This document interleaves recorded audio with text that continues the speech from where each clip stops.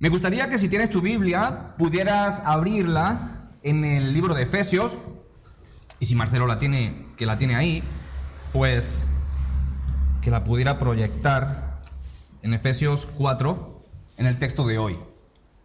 Pero antes quiero hacer una introducción. El tema de hoy lo he titulado Rompiendo moldes adquiridos. Rompiendo moldes adquiridos. ¿Eso qué quiere decir? Que todos tenemos moldes, hemos adquirido moldes y debemos evaluar si son necesarios romperlos para construir otros nuevos. ¿Por qué digo esto? Miren, estoy leyendo un libro actualmente en el cual el autor expone la realidad de sobre cómo Jesús es visto por las personas que no lo conocen. Es decir, cómo Jesús es visto en nuestra sociedad, una sociedad que decimos que no es cristiana, una sociedad que decimos que es en su mayoría atea, que no es así. Vivimos en una sociedad, bueno, España, por ejemplo, España es catalogada como el cementerio de los misioneros. No sé si usted lo ha escuchado alguna vez, pero es catalogada de esa forma. ¿Y por qué? En misionología se tiene como que España es una región muy dura para el evangelio, y ciertamente sí. Ciertamente sí. Pero me pregunto, ¿qué región no es dura para el evangelio? Claro, hay algunas que son un poquito más abiertas que otras. Es cierto. Pero considero que en nuestro mundo occidental, no en el oriental, sino en nuestro mundo occidental, Jesús es conocido, Jesús es muy conocido. De hecho, el autor de este libro expone cómo tras unas preguntas que les hace a ciertas personas que no son cristianas, él puede ver cómo las personas realmente tienen en estima a Jesús. Muy contrario de lo que los cristianos pensaríamos. No, la gente no sabe de Jesús, la gente no quiere a Jesús, la gente no... No, en realidad muchas personas, la mayoría de personas tienen en estima a Jesús. Lo que ocurre es que las personas interpretan a Jesús desde su propio molde. Desde su propio molde. ¿Por qué? Porque las personas han crecido en su medio por observación e interpretan la propia realidad por la observación y el molde en el cual han crecido. ¿Hasta ahí bien? Sí. Lo que trato de decir es que todos nosotros tenemos moldes creados. Porque todos nosotros hemos crecido en contextos determinados, en una cultura o culturas determinadas. Por tanto, nuestro medio ha configurado nuestro sistema de pensamiento. Entonces, según pienso, así actúo. Eso es así. Según pienso, así interpreto, y según interpreto, así actúo. Esto es un axioma, esto es algo que no es negociable. Esto es así. Según pienso, interpreto, y según interpreto, así me conduzco por la vida. Entonces, cada quien estamos mirando en nuestro propio molde. En nuestro propio molde. En ese que hemos construido, ¿a base de qué? A base de observar. Crecemos, pasamos por la vida observando formatos y los adquirimos. Entonces somos pequeñas calcas, pequeños clones de formatos que ya están representados. Y así se llama reciprocidad social. Siempre estamos influenciando y siendo influenciados. Esto es así. Ahora, ¿qué tiene que ver esto con nuestro tema de hoy? Con Efesios 4, 25 al 32, que vamos a leerlo de nuevo. Dice, por tanto, dice Pablo, desechando la mentira, cada uno hable verdad con su prójimo, porque somos miembros los unos de los otros. Dice, airaos, pero no pequéis, no se ponga el sol sobre vuestro enojo, ni deis lugar al diablo. El que robaba no robe más, sino que trabaje haciendo con las manos lo que es bueno para que tenga que compartir con el que tiene necesidad. Ninguna palabra dañina o corrompida salga de vuestra boca, sino la que sea buena y para la necesaria edificación, la cual comunique gracia a los oyentes. Y no entristezcáis al Espíritu Santo de Dios, con el cual fuisteis sellados para el día de la redención. Sea quitada de vosotros toda amargura y enojo e ira y grito airado y maledicencia, junto con toda maldad. Sed bondadosos los unos con los otros, compasivos, perdonándoos los unos a los otros, como también Dios os perdonó en el Mesías. Vamos a hacer un pequeño recordatorio de lo que Pablo ha venido diciendo en su libro de Efesios, en su carta a los Efesios.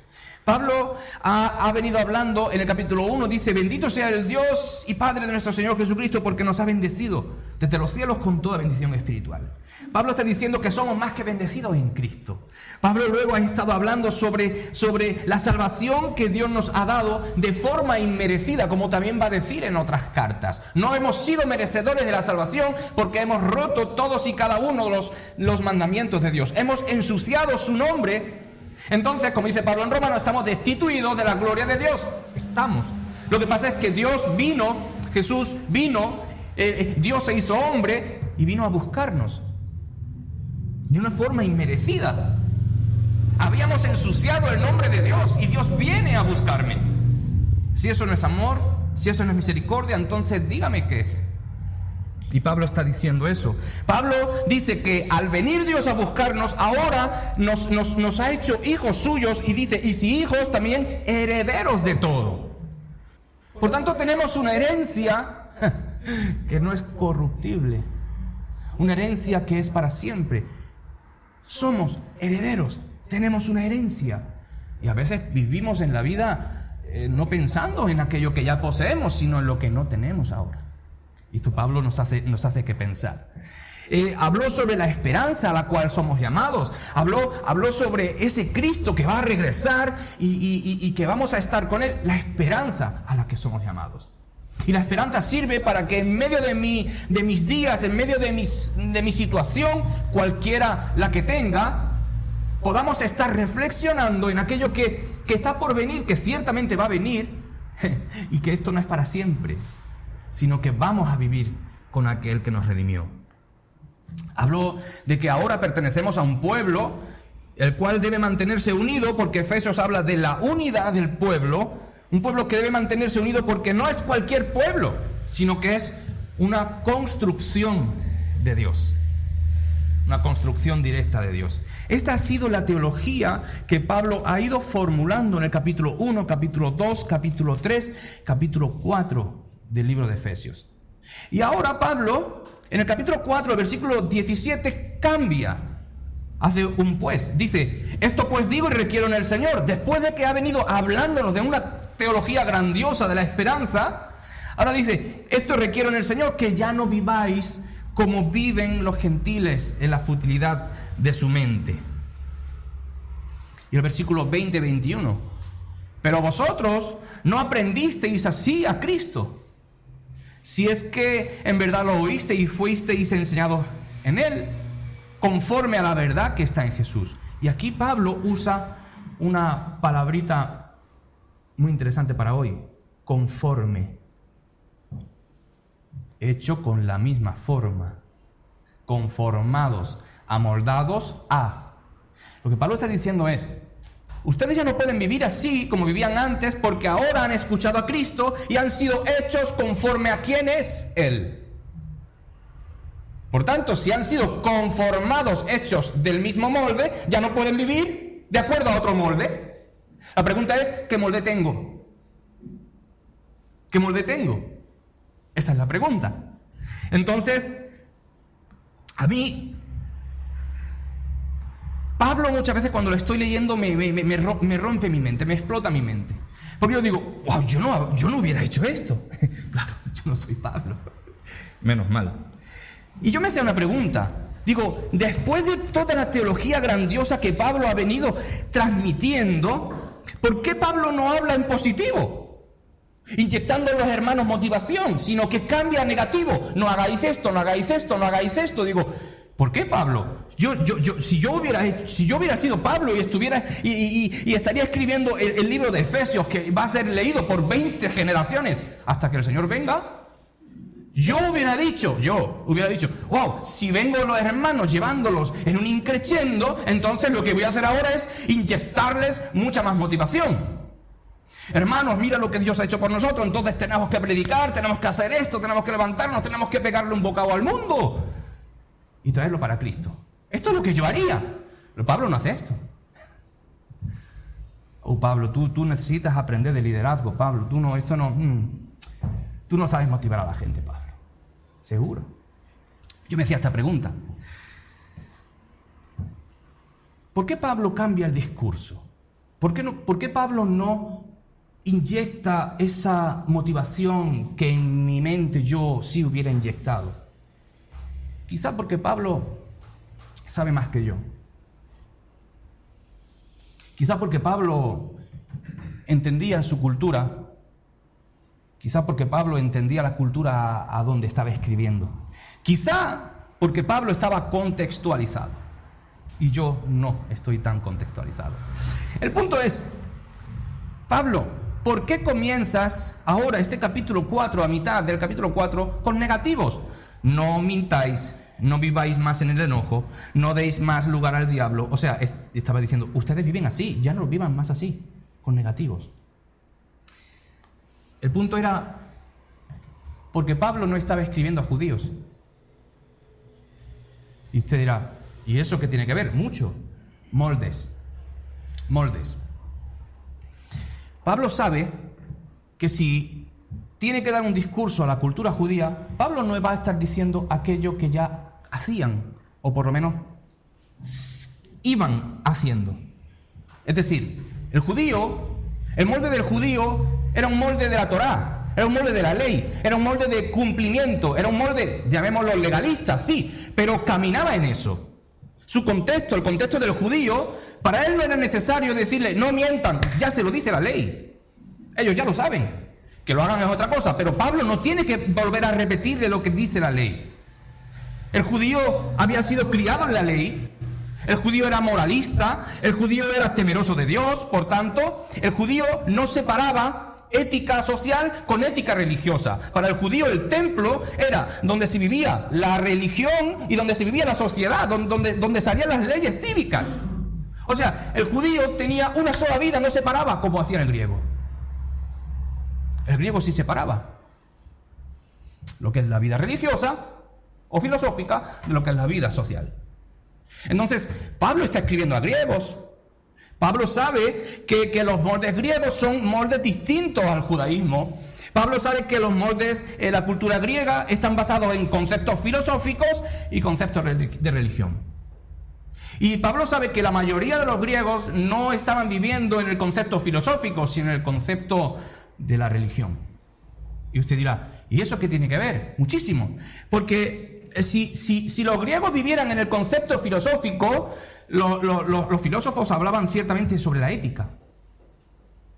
Los filósofos hablaban sobre la ética. Lo que pasa es que la religión hablaba sobre esos dioses hedonistas, sobre esos dioses sumamente depravados sexualmente, esos dioses guerreros, esos dioses que mentían unos a otros, esos dioses que eran orgullosos. Entonces, como vivían en ese aspecto, ellos estaban amoldados a lo que su religión, a lo que sus dioses promovían. Entonces, ese molde religioso afectaba directamente a la cosmovisión social de la persona. Es decir, para los griegos era normal ese estilo de vida, perfectamente normal para ellos. Por eso Pablo va a romper con esos moldes. Por eso dice Pablo en el versículo 20, pero vosotros no aprendisteis así a Cristo, vosotros no habéis escuchado a Cristo de esta forma, si es que en verdad lo oísteis y fuisteis enseñados por Él, conforme a la verdad que está en Jesús. Está diciendo, hey, ya no pueden seguir viviendo como sus estructuras sociales les han implementado, sino que tienen que romper esos moldes, hacer una deconstrucción para hacer una nueva construcción en Cristo. Todos tenemos moldes adquiridos. Todos tenemos moldes adquiridos. Todos hemos nacido en contextos diferentes. Países diferentes, inclusive. Tu sociedad. Yo no sé, pero los que son de otro país o los que han vivido en otro país se darán cuenta de algo que sale rápidamente cuando estás en el país visitado. Uy, pues esto en mi país no se hace así. Siempre hacemos comparación cuando estamos en un país ajeno. Uy, pues en mi país esto no se hace así. Uy, pues aquí no me gusta esto. Uy, moldes. ¿Por qué? Mi concepción está configurada a un molde específico. Pienso de la forma en que he sido moldeado. Nuestra sociedad nos ha moldeado de una forma distintiva a otra. Otros han nacido en una familia quizás disruptiva. Tienen unos moldes específicos, unos moldes creados. Quizás algunos han nacido o se han criado con papás demasiado rígidos, demasiado legalistas. Entonces, esa es su configuración. O con papás ausentes, esa es su configuración. O con padres que no se han respetado entre ellos, esa es su configuración. ¿Por qué? Porque aprendemos por observación. Siempre es así. Aprendemos por medio de observar. Y la observación crea en mí un hábito, y un hábito crea en mí una conducta. ¿Es así? Otros han crecido en diferentes sociedades con diferentes creencias, con diferentes sistemas de creencias. Por tanto, diferentes sistemas de creencias conlleva diferentes sistemas de actuaciones.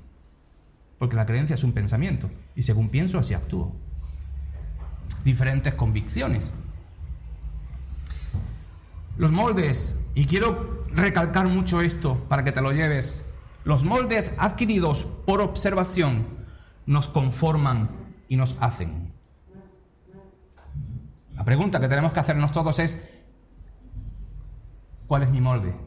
De esto hablé un poquito en el martes pasado sobre los moldes, ¿no? Los discípulos de Jesús no entendían muchas veces las palabras de Jesús porque ellos estaban amoldados a una cultura específica.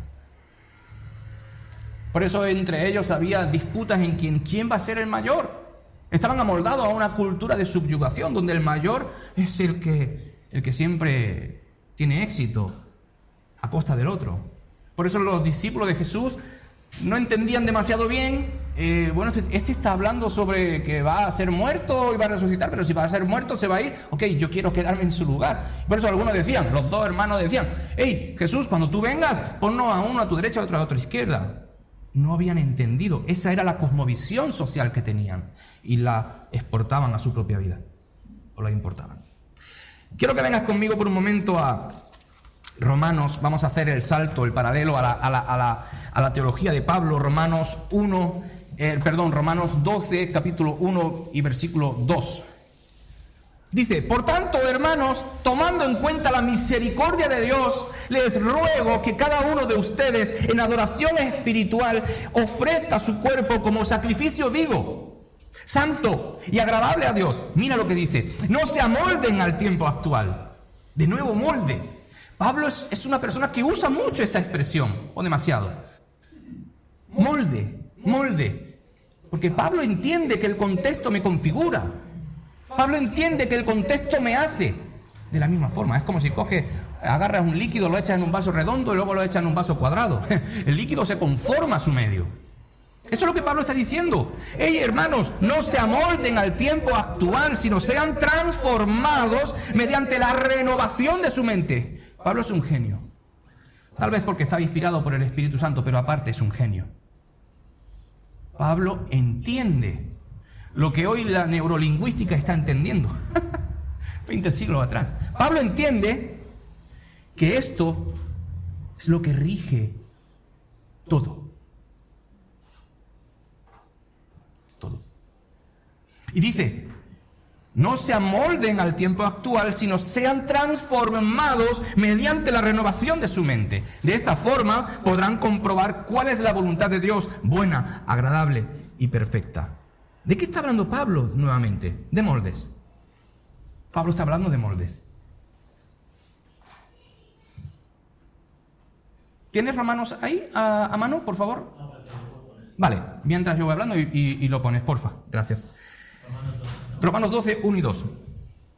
Pablo, en su libro de Romanos, el cual, según algunos eruditos, es el libro que parece que tiene una teología sistemática, porque Pablo va haciendo una línea teológica hasta desembocar en el capítulo 12, que da el giro en su libro. Pablo en Romanos comienza hablando sobre el Evangelio. Esta es la centralidad del libro de Romanos. Romanos capítulo 1, versículo 16, dice: porque no me avergüenzo del Evangelio, porque es poder de Dios. Alrededor del Evangelio, Pablo va a hacer todo su discurso de Romanos. Alrededor del Evangelio. Pablo comienza haciendo su discurso teológico de Romanos con la centralidad del Evangelio. Y luego, cuando expone que el Evangelio es poder de Dios, Pablo va a empezar hablando del pecado, exponiendo que todos han pecado.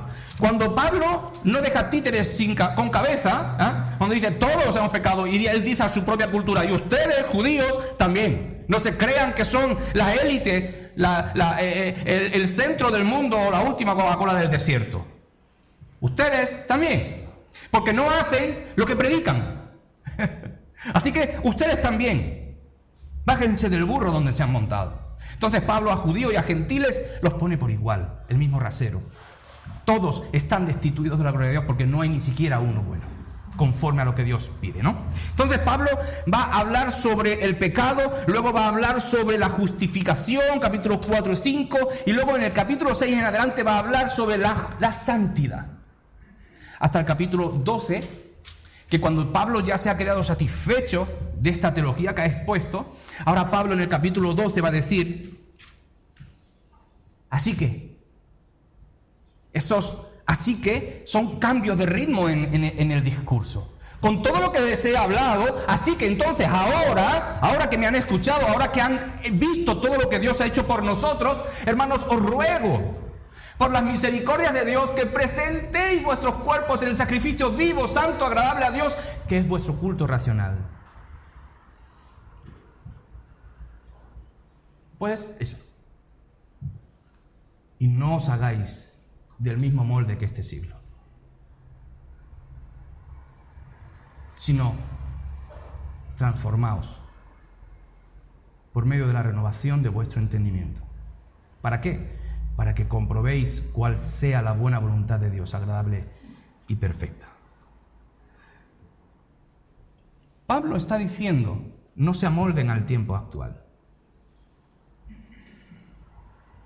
Pablo sabe, está escribiendo a los romanos, un contexto también diferente a los judíos.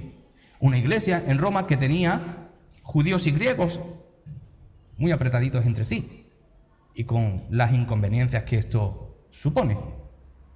Pero Pablo está escribiendo en un contexto mayormente gentil, un contexto de muchos dioses, un contexto de diversas cosmovisiones, un contexto de inmoralidad hasta arriba.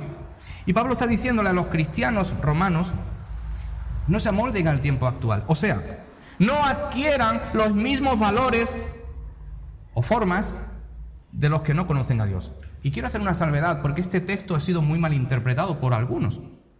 Pablo no está diciendo que nos salgamos del mundo.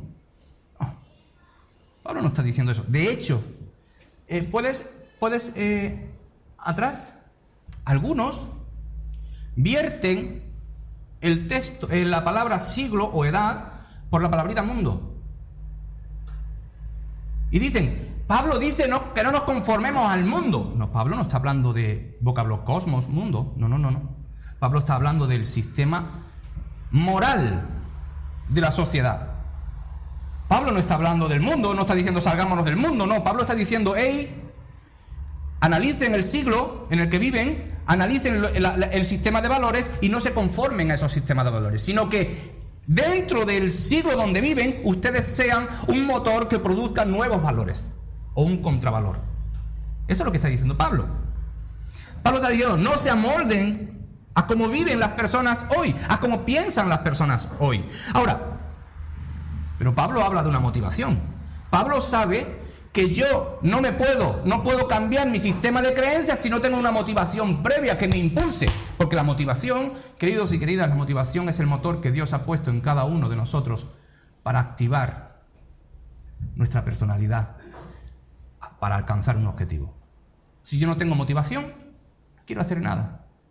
Si yo ando por la vida desmotivado, no quiero hacer nada. Si yo no tengo motivación para esto, no me quiero mover del sofá de mi casa. ¿Cómo estás? Bien. ¿Cómo te dio el día? Bien. ¿Cómo estás? Tómate un Red Bull. De vez en cuando tenemos que tomarnos un Red Bull espiritual, ¿eh? No, ese no, que hace daño al corazón, mucha cafeína. Tenemos que tomarnos vasitos de Red Bull espiritual, es lo que está diciendo Pablo. Motívense para hacer cambios, para no ajustarnos, para que la corriente no nos deje, no nos lleve. Debemos motivarnos, y cuando me motivo, empiezo a crear defensas, pensamientos, y activo mi mente para luchar y para ir en contra, para construir nuevos propósitos y circular.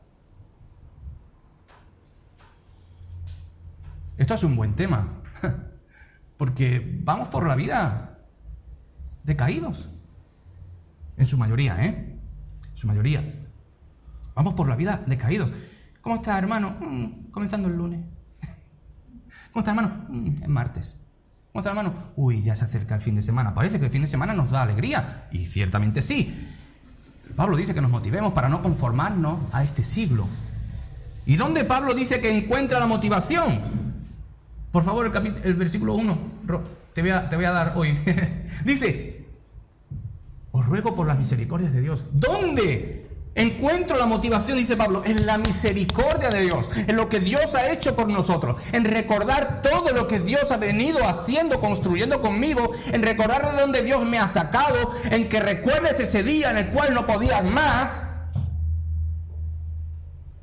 y Dios te sacó de ahí. En que recuerdes ese día más fatal de tu vida, ese día más oscuro, y Dios te sacó de ahí. En que veas y que mires atrás, como dice Proverbios 3:6, reconócelo en todos tus caminos. En que recordemos que en cada paso que hemos dado, Dios ha estado a nuestro lado. En que Él no nos ha dejado nunca. Ahí, dice Pablo, en esas misericordias de Dios está la motivación suficiente para no conformarnos a este siglo. Si no sean transformados, dice. Si no sean transformados. Y este vocablo, transformar, del griego viene la palabrita que todos conocemos, metamorfosis. ¿Ok? Metamorfosis. Todos sabemos lo que es una metamorfosis. Ese gusano que entra en su capullo y sale como una mariposa. Entró gusano y sale mariposa. Tú ves la mariposa y nunca dirías, uy, fue un gusano feo. Es una mariposa. No tiene nada que ver con el comienzo que tuvo. Eso es el vocablo que Pablo usa. Sino transformaos. O sea, dejad todos vuestros moldes mentales para construir otros nuevos. Porque cuando construyo nuevos moldes basados en lo que es Cristo, dejo de ser igual a como era ayer. ¿Por qué? Porque tengo un nuevo pensamiento. Y como hemos dicho al principio, actuamos según pensamos. Si yo pienso de forma diferente, voy a vivir de forma diferente. Es lo que está diciendo Pablo. Por cierto, la palabra transformaos no es una sugerencia de Pablo. Pablo no está diciendo a los cristianos romanos, si queréis, transformaos. Os animo a que os transforméis. No, las palabras tienen, o sea, el uso de cómo Pablo vertió la palabra está inspirada por Dios. Y Pablo vertió esta palabra como un imperativo, no como una sugerencia. Pablo no está sugiriendo. Pablo está diciendo, transfórmate sí o sí. ¿Por qué? Porque en todo el contexto del libro de Romanos, Pablo va a decir, si no vives una vida adecuada a Cristo, tal vez es que no eres de Cristo. Si tu vida no está adecuada a cómo es Cristo, seguramente es que no eres de Cristo. O Jesús lo diría de otra forma, el árbol malo no puede dar frutos buenos. No es compatible. O sea, no. El manzano no puede dar uvas. ¿Han visto alguna vez un manzano dando uvas? El cristiano no puede andar por mal camino, es lo que está diciendo Pablo o Jesús. Entonces, ¿cómo hay cristianos que siendo manzanos dan peras? Algo no cuadra. No han sido transformados. Viven en una religiosidad, día a día, domingo tras domingo. Y esto ocurre. Por eso hay que escuchar a Pablo. Pablo no está sugiriendo, hermanos, transfórmense. No, están diciendo, sean transformados. Ahora, aquí viene el otro punto de este vocablo. Es un presente imperativo. Es una orden, es un mandamiento. Pero también lo está usando en una voz media. No vamos a explicar eso, voy a decir lo que significa. La voz media en el griego significa que yo soy el que tiene que impulsar esa transformación, no esperar que el Espíritu Santo me transforme. El Espíritu Santo hace algo, una obra inicial en el cristiano. El Espíritu Santo es el que renueva, es el que inyecta, es el que salva, es el que da la convicción. Jesús lo dijo, cuando venga el Espíritu Santo convencerá al mundo de justicia, pecado, justicia y juicio.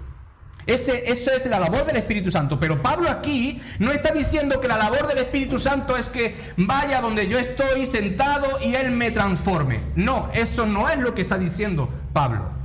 Pablo está diciendo, usando la voz media, es que yo tengo que activarme para que el Espíritu Santo haga su obra también. Y muchos de nosotros queremos que el Espíritu Santo nos transforme mágicamente de la noche a la mañana. Pablo dice aquí en su texto, por tanto, desechando la mentira, cada uno hable verdad con su prójimo. Airaos, pero no pequéis. O sea, está diciendo, dejen de estar enojados, no roben, no hagan daño con sus palabras. Y claro, habrá por ahí cristianos, digo yo, ahora estoy pensando en voz alta, habrá cristianos que digan, uy, todavía el Espíritu Santo no ha hecho esta obra conmigo porque sigo hablando mal, sigo mintiendo. Es que eso no lo tiene que hacer el Espíritu Santo conmigo.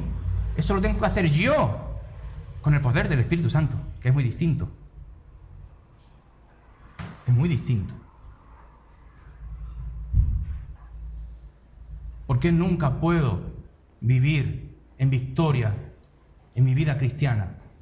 Tal vez porque esperamos que venga el hada mágica de Pinocho y nos haga así, ¡cling!, y nos cambie. ¿Entienden la metáfora, no? Eso no es lo que está diciendo Pablo. Pablo está diciendo, las cosas no funcionan así. Ustedes son los que tienen que renovar su mente. Ustedes son los que tienen que renovar su mente. ¿En quién? En Cristo. En Cristo. Y el Espíritu Santo hará su obra. Cuando ustedes sean intencionales. Eso es lo que está diciendo Pablo. Entonces, bueno, vamos a terminar con esto. ¿Cómo puedo entonces renovar mis pensamientos? Primer punto. Siendo, de nuevo voy a usar esa palabra, intencional. Siendo intencional. Activándome. Esforzándome. Eso no le gusta a nuestra mente, porque el esfuerzo necesita energía y nuestro cerebro está programado para no gastar toda la energía. Nuestro cerebro está programado para hacer las cosas con el mínimo esfuerzo para lograr un estado de sobrevivencia. Así estamos configurados. Por eso no nos gusta el esfuerzo. Porque el esfuerzo es luchar en contra de una fuerza que viene empujando y yo tengo que hacer una sobrefuerza para empujar. Y me canso. Por eso no me gusta el esfuerzo. Primer punto o primer paso, ser intencionales en el cambio. Tengo que saber que lo tengo que hacer. Tengo que saber que no es una sugerencia, sino que es un mandato. Transformaos, dice Pablo. Comienza a transformarte, Raúl, dice Pablo. ¿Y cómo voy a ser intencional? ¿Cómo voy a poder hacer el primer paso? Teniendo motivación. ¿En quién es Dios? ¿En qué ha hecho conmigo? En lo bueno que ha sido conmigo. En todo lo que ha construido en mí. Por tanto, yo tengo que ser agradecido. ¿Y cómo? ser intencional. Ahora, ¿cómo adquiero motivación en Dios? Bueno, teniendo relación con Dios. Teniendo relación con Dios. Organicemos nuestro día para pasar tiempo con Dios. Yo sé que tenemos días muy ocupados algunos de nosotros, pero tenemos que organizar nuestros días, ser intencionales para pasar un tiempo donde Dios y yo estemos a solas. Si no, nunca voy a poder ser transformado. Organiza tu día para pasar tiempo con Dios. Planea momentos de lectura tranquila. Y mira, escucha esto. Tómate un café con Dios. Uy, Raúl, ¿qué estás diciendo? Sí, a Dios le gusta el café. Él hizo el café, ¿no? Entonces será bueno. ¿Te me entiende? Tómate un café con Dios. Ve a la cocina, hazte un café o un té o lo que te guste. Siéntate a tomarlo con Dios ahí. ¿Te gusta la idea? Donde tú estés disfrutando de Dios y del café que Dios creó. Tómate un café con Dios. 3 y termino. Somos lo que consumimos. Somos lo que consumimos. Comienza a disminuir lo que ves por internet. Aquello que es negativo, por supuesto, porque en internet hay muchas cosas positivas. Comienza a reducir lo que ves por internet que sea nocivo. Y por el contrario, comienza a consumir más enseñanzas que sumen a la vida espiritual. Porque hay muchas cosas buenas en internet. Y por último, implementa actuaciones parecidas a las de Jesús en tu trabajo. Día a día. Termino con la frase de Juan. El que dice que permanece en él debe caminar como Jesús caminó. Aquí está el punto, aquí está el secreto, queridos. Quiero transformar mi mente, tal como dice Pablo en Efesios y en Romanos. Entonces debo comenzar a vivir en observación. Porque recuerda, nos amoldamos según lo que estamos observando. Entonces, para deconstruir esos moldes que me han configurado, sea por mi cultura, familia, vivencias, creencias, etcétera, o sociedad, necesito empezar a observar más a Jesús. Y justamente lo que estamos haciendo los martes es una pequeña prueba que estamos haciendo los martes, porque el trabajo es tuyo, el trabajo es mío. El que dice que permanece en él, o sea, el que dice que es de Cristo, debe vivir como Cristo vivió, debe caminar como Cristo caminaba. Un buen reto, ¿verdad, hermanos? ¿Tenemos ánimo para hacerlo? ¿Tenemos ánimo en ese cambio? ¿Queremos ese cambio? ¿Lo deseamos realmente? ¿Queremos agradar a nuestro Dios con nuestras vidas? ¿Amén? Entonces, seamos intencionales con esto. Que Dios nos bendiga. Amén.